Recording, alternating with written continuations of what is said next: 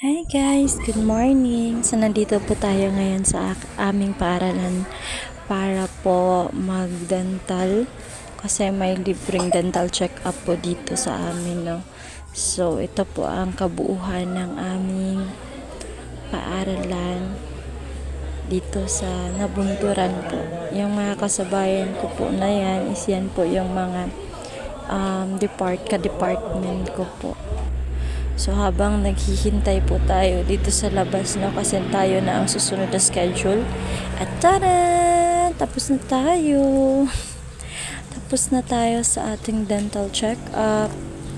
So bit-bit natin yung folder kasi nga yan yung nilalagyan nila ng mga recommendations kung anong magandang gawin sa ating ngipin. So tayo lang mag-isa ngayon dito sa hallway. Kasi hindi busy kasi nga walang pasok ang mga senior high school department. Ang college department naman is mamayang hapon pa. Kaya maaga ginanap yung dental check-up namin. So ito nga pala yung yung sa finance namin, sa cashier nandyan. So, ito mga classroom ito ng mga senior high. So, pag Friday, very guys. So, ako lang talaga mag-isa dyan, no? Kaya nakapag-video tayo. Kasi nahihiya tayo mag-video pag maraming tao. Yan, tamang lakad-lakad lang.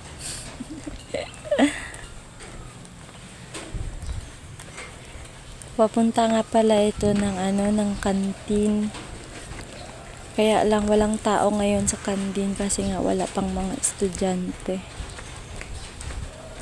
Yan, kantin tsaka gym po namin yan, gymnasium. So, palabas na po tayo ng gate, no? So, ngayon nandito na tayo sa labas. So, medyo maulan. Hindi naman malakas, pero medyo maulan nga. Ano ba? Oo, so papunta tayo doon sa sa kay Papa kasi si Papa lang yung yung sasakyan ko pa uwi. So ito yung labas ng ng paaralan namin. Dito yan sa Nabunturan. Medyo medyo hindi maganda pag video kasi nga medyo nagmamadali ako kasi baka mabasa na tuluyan ako.